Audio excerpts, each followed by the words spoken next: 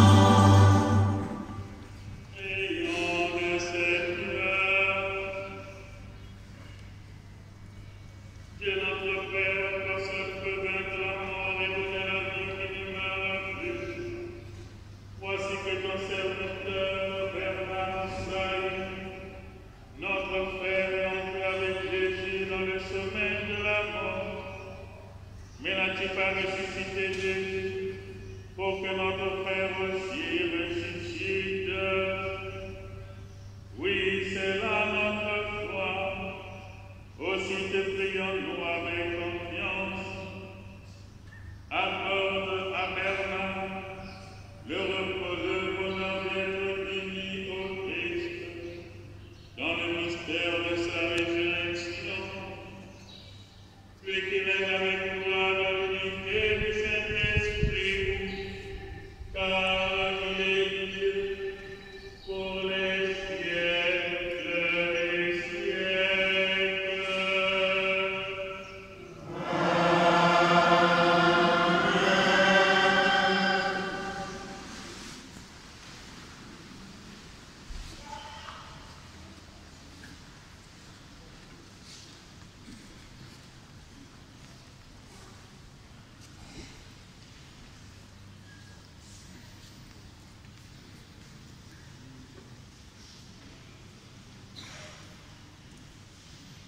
Lecture de Saint Paul apôtre aux Romains au chapitre 8, versets 14 à 23.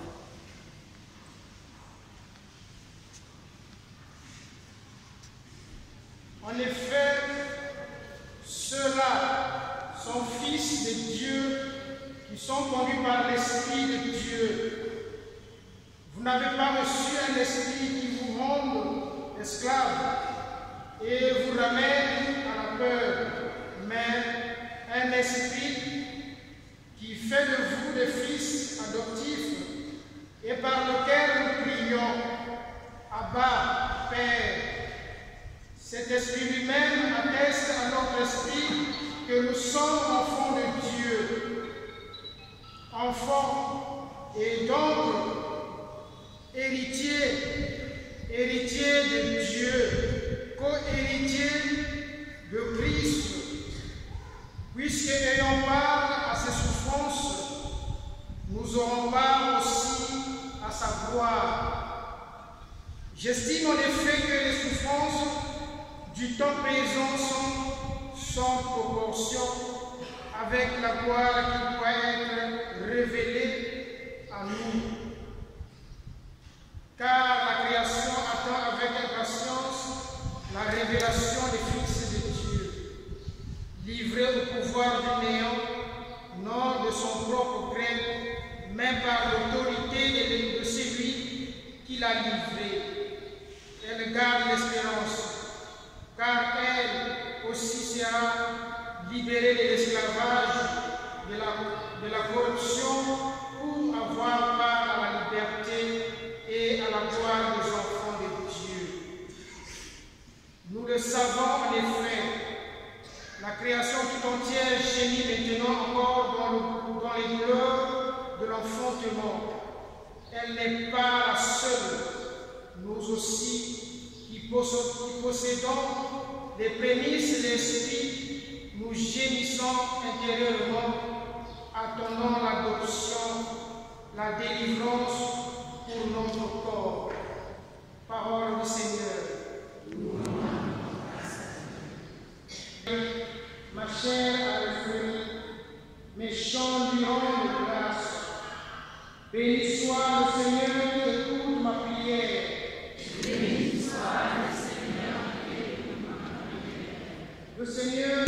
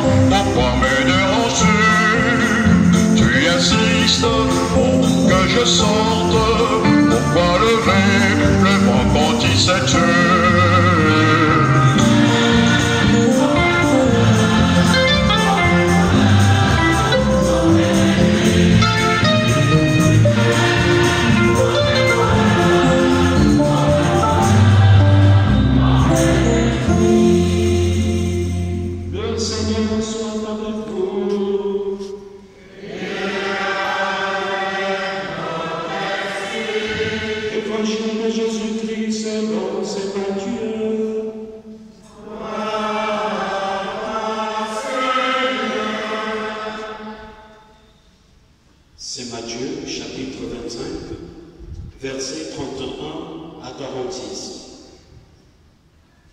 Jésus parlait à ses disciples de sa venue. Quand le Fils de l'homme viendra dans sa gloire et tous les anges avec lui, alors il siégera sur son trône de gloire. Toutes les nations seront rassemblées devant lui. Il séparera les hommes les uns des autres, comme le berger sépare les brebis des chèvres. Il placera les brebis à sa droite et les chèvres à sa gauche. Alors le roi dira à ceux qui seront à sa droite, venez les bénis de mon Père, recevez l'héritage, le royaume préparé pour vous depuis la création du monde.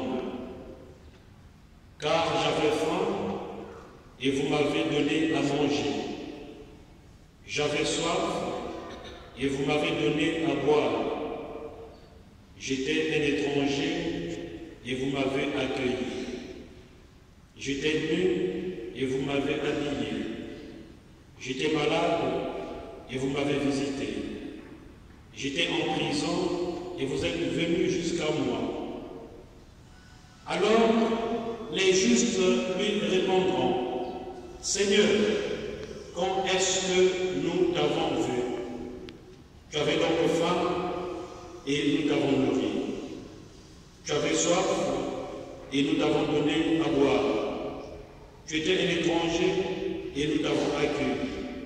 Tu étais nu et nous t'avons habillé. Tu étais malade ou en prison. Quand sommes-nous venus jusqu'à toi?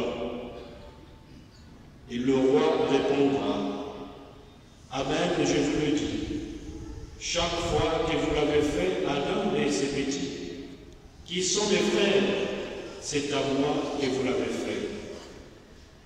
Alors il dira à ceux qui seront à sa gauche, allez-y-vous-en loin de moi, maudits dans le lieu éternel, préparé pour le démon et ses anges. Car j'avais faim et vous ne m'avez pas donné à manger. J'avais soif et vous ne m'avez pas donné à boire. J'étais un étranger et vous ne m'avez pas accueilli.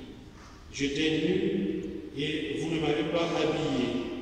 J'étais malade et en prison et vous ne m'avez pas visité. Alors ils répondront, eux aussi, Seigneur, quand est-ce que nous t'avons vu? Avoir faim et soif, être nu, étranger, malade ou en prison, sans nous mettre à ton service. Il leur répondra, Amen, je vous le dis, chaque fois que vous ne l'avez pas fait à l'un de ces petits, à moi plus vous ne l'avez pas fait. Et ils s'en iront, ceux-ci au châtiment éternel et les justes à la vie éternelle. Acclamons la parole de Dieu.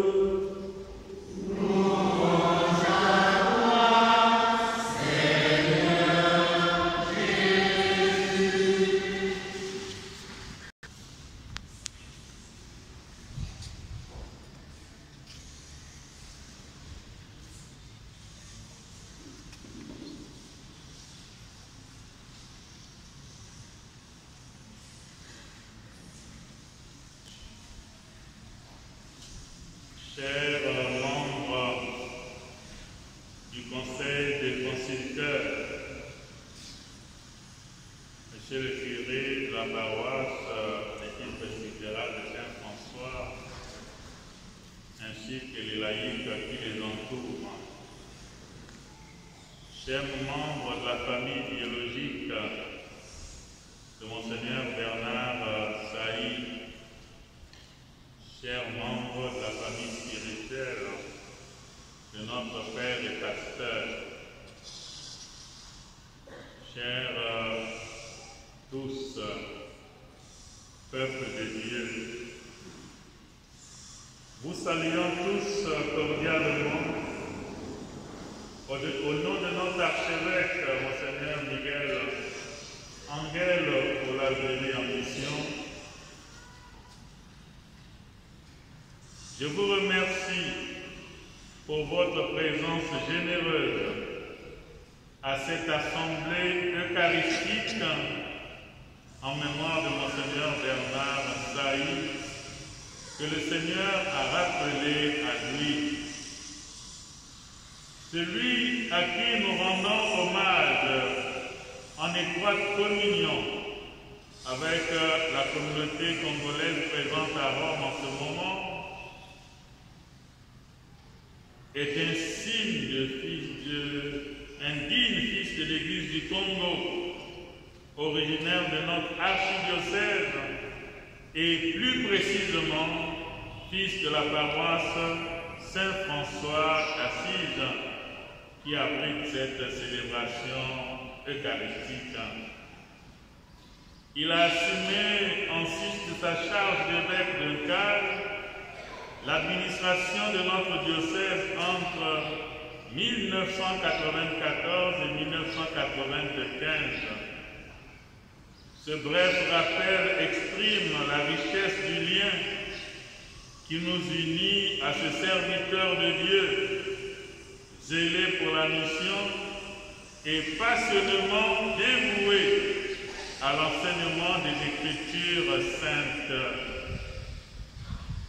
Derrière la figure de ce pasteur brille la flamme d'une âme apostolique dont les vertus, les sacrifices et au plus haut point, le don de lui-même pour la sanctification du peuple chrétien ne quitteront plus nos mémoires.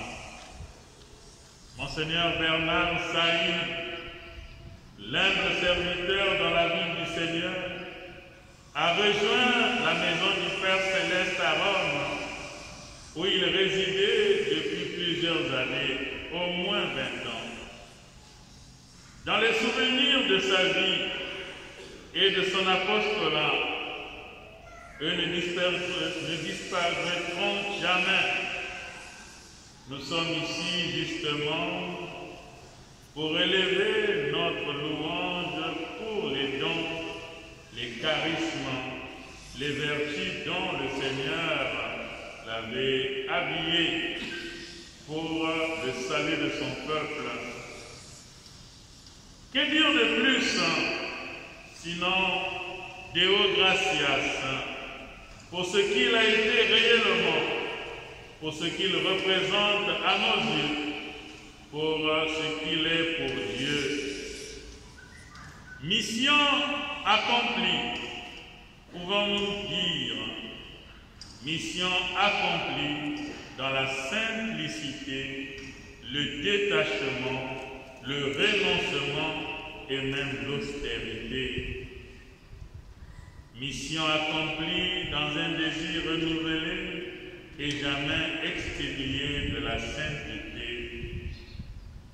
Mission accomplie dans le respect de la Sainte Église et de ses institutions.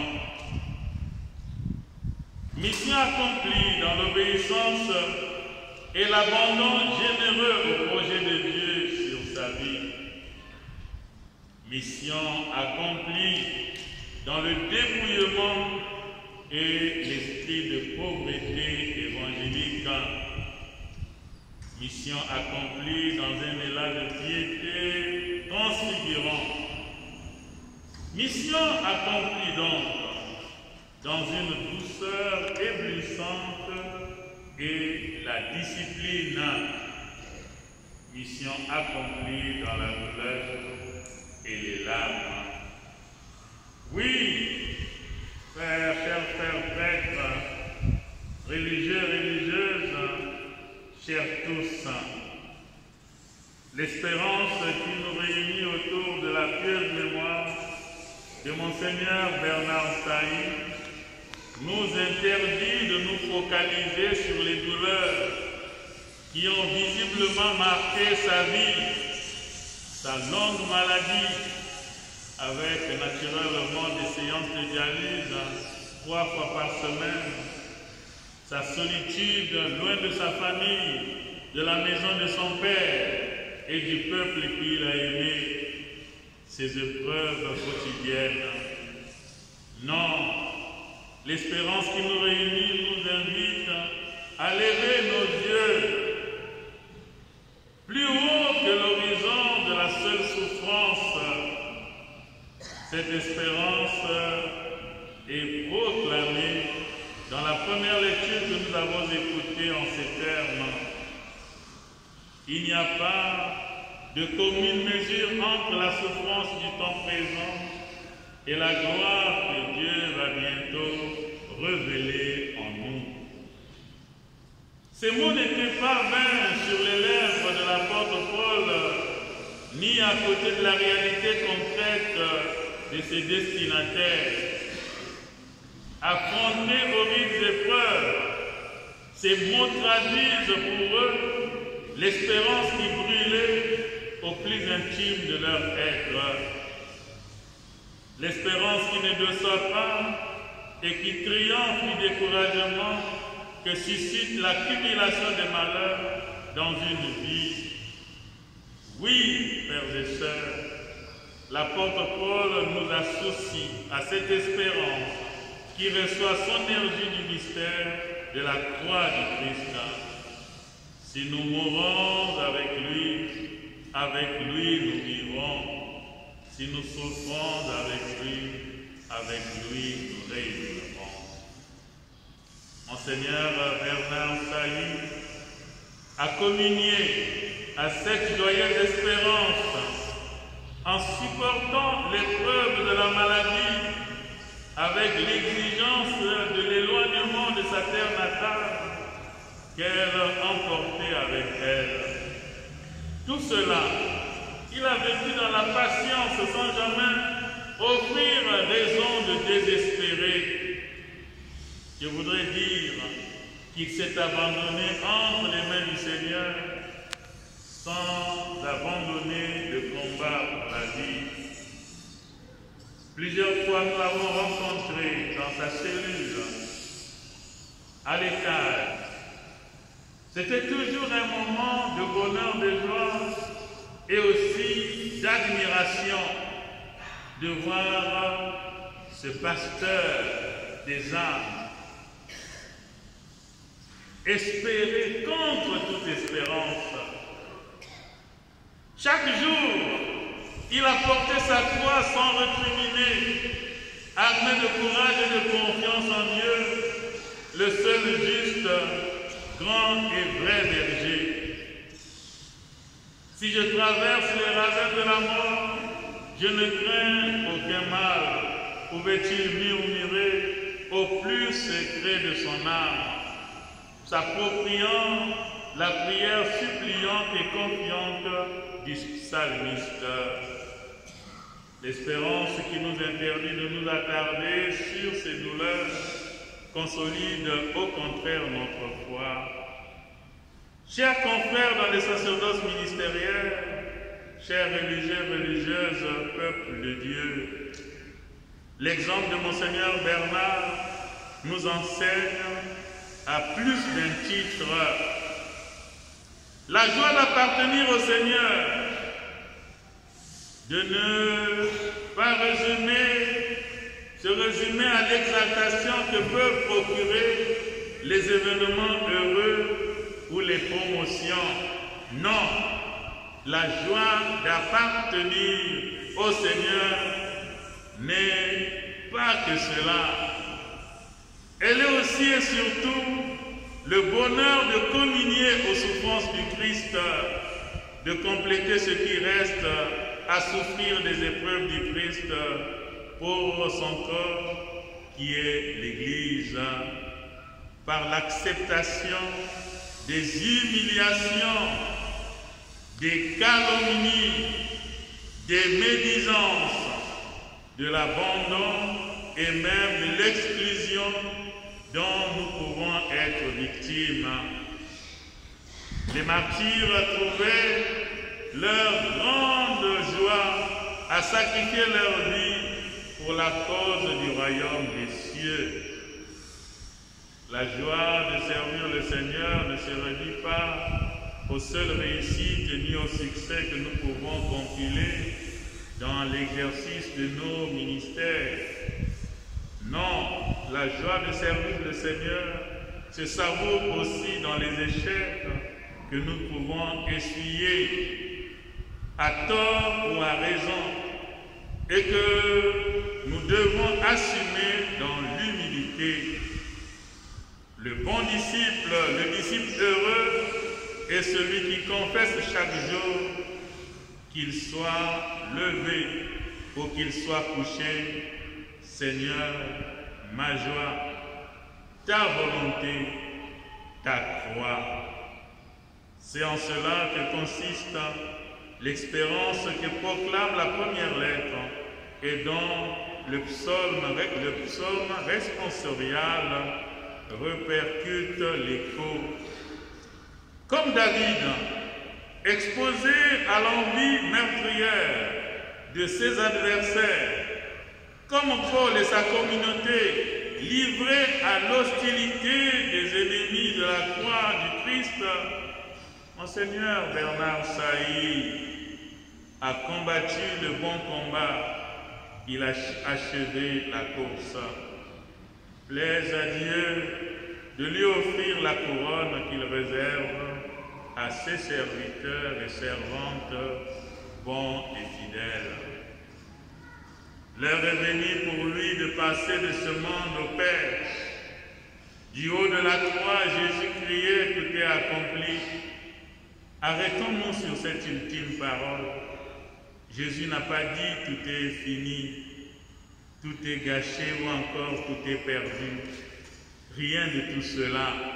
Il dit tout est accompli. Tout est réalisé. L'offrande est donnée, le salut est offert, le péché et la mort sont vaincus, la vie règne à jamais. Pour ceux qui le regardaient sur le bois du supplice, il n'y avait plus lieu à espérer en quoi que ce soit. Pourtant, à ce moment-là même, se manifestait la puissance de la vie éternelle, Dieu dont Dieu seul est la source. C'est à juste raison que nous disons à l'endroit de Monseigneur Bernard Sailly, mission accomplie. De même que le Christ est entré dans la gloire en passant par la passion et la croix, que Monseigneur Bernard Sailly, délivré des tourments de cette vie, entre dans la vision béatifique. Non, je ne mourrai pas, je vivrai pour annoncer les actions du Seigneur. Bénissons donc le Seigneur pour la charité évangélique que son serviteur a témoigné par le don gratuit de sa vie, par l'offrande sans réserve de toute sa vie. Il n'y a pas de plus grand amour que de donner sa vie pour ceux que l'on aime, a dit Jésus. La charité, la vraie, réside dans le don de nous-mêmes et non seulement dans le partage du superflu de ce que nous possédons. Monseigneur Bernard a été un colosse de la charité, de la disponibilité. Monseigneur, bienvenue Manamika, en ce temps grand séminariste, rencontré une fois devant le CIO, Monseigneur Bernard. Il lui pose la question, où vas-tu? Il dit, moi je vais au grand séminaire. Mais en fait, Monseigneur Manamika allait juste à la cathédrale derrière. Et Monseigneur Bernard dit, attends-moi, il est allé prendre sa voiture, il l'a déposé au grand séminaire et l'autre était revenu à pied. La disponibilité d'un évêque capable de suspendre son programme pour être l'expression même de la charité de Dieu. Allez dans son bureau, vous verrez des piles et des piles de dossiers. Chaque famille était enregistrée, père, mère, frère, sœur, situation sociale. Il avait le temps d'écouter, d'intégrer en lui, au plus profond de lui, toutes les difficultés liées à la vie de l'homme. Ses joies, ses peines, ses malheurs, ses tristesses. Nous avons aujourd'hui des difficultés pour faire des recensements. Monseigneur Sailly en a fait des milliers. Il pouvait donner un diagnostic clair de la situation sociale dans notre pays. L'évangile proposé à notre méditation met en évidence la charité comme la clé qui ouvre les portes du ciel. Une charité accomplie dans la discrétion et le désintéressement. Seigneur, quand est-ce que nous t'avons fait cela? S'interrogent les justes. Ils ont accompli la charité sans rêver de récompense, ni espérer un retour. Ils ont donné à ceux qui avaient le plus besoin, mais qui en plus ne pouvaient pas leur rendre l'équivalent. Combien de villages dans le diocèse de Caille que Monseigneur n'a pas circulé, souvent à pied? À la fin d'un accident, il a dû mettre son prêtre au dos plusieurs kilomètres pour essayer de sauver sa vie. Ça, c'est Monseigneur Bernard. Ainsi ont-ils donné à Dieu sans le savoir, ou mieux, ils ont su donner à Dieu en donnant généreusement à leurs frères dans le besoin. Chers frères et sœurs, peuple de Dieu, que dois-je ici vous rappeler que la seule question que nous posera le juge eschatologique sera: qu'avez-vous fait de vos frères? Malades, mal aimés, laissés pour compte, relégués à l'arrière-boutique.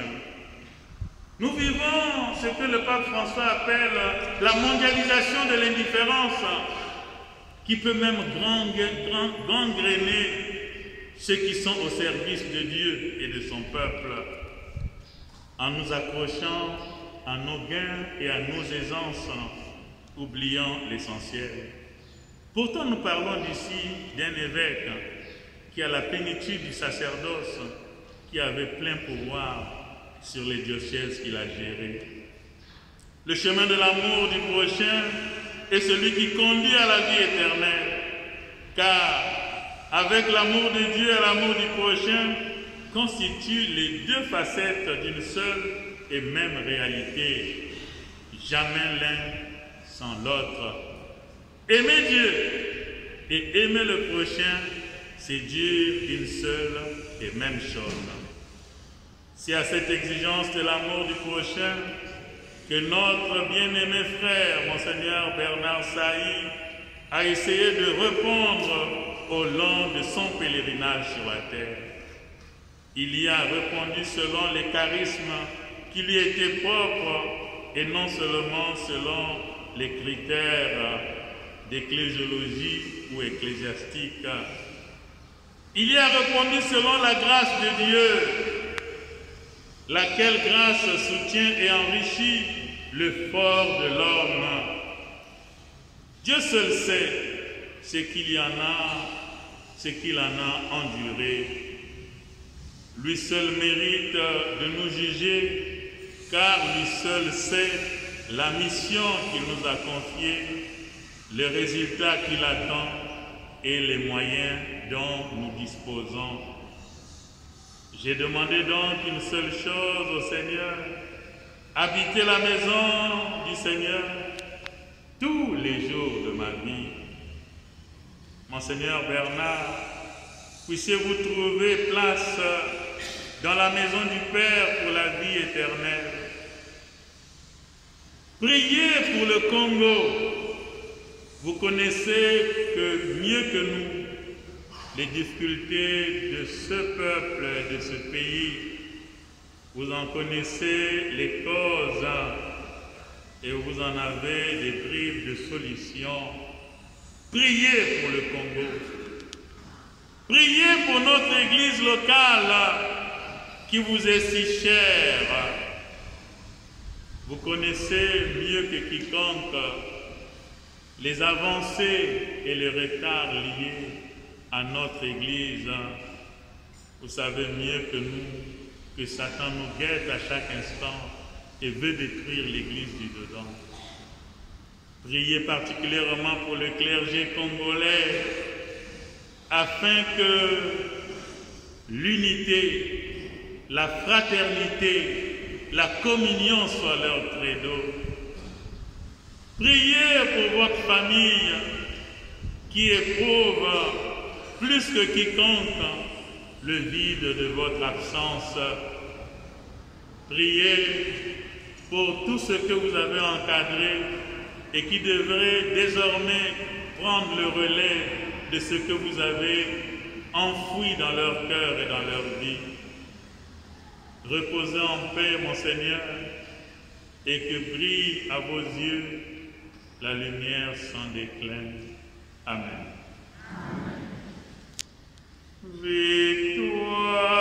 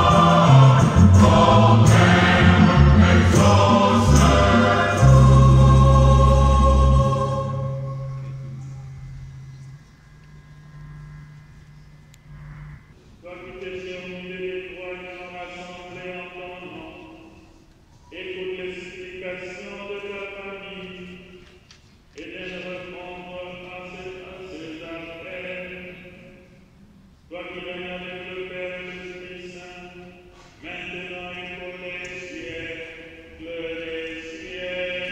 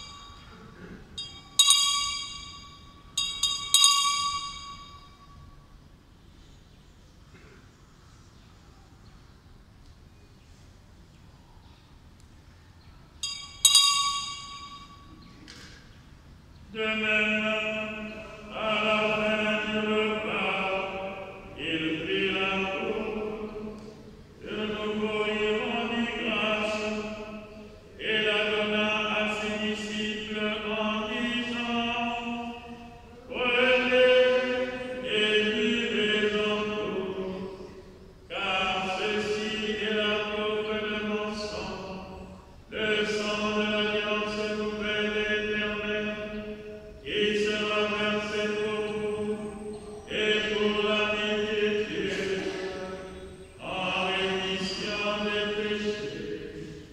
Vous ferez cela en mémoire de moi.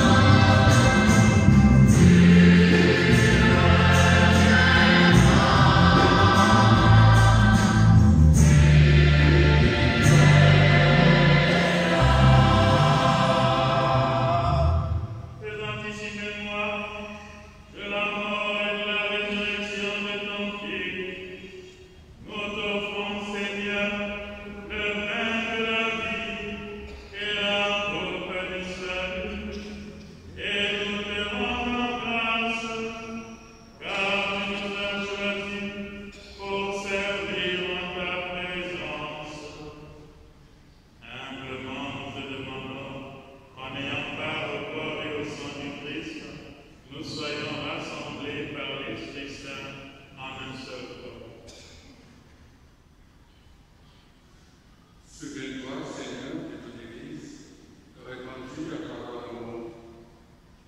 Fais-la grandir dans ta charité avec le pape François, notre reine Miguel et tous ceux qui ont la charge de ton nom.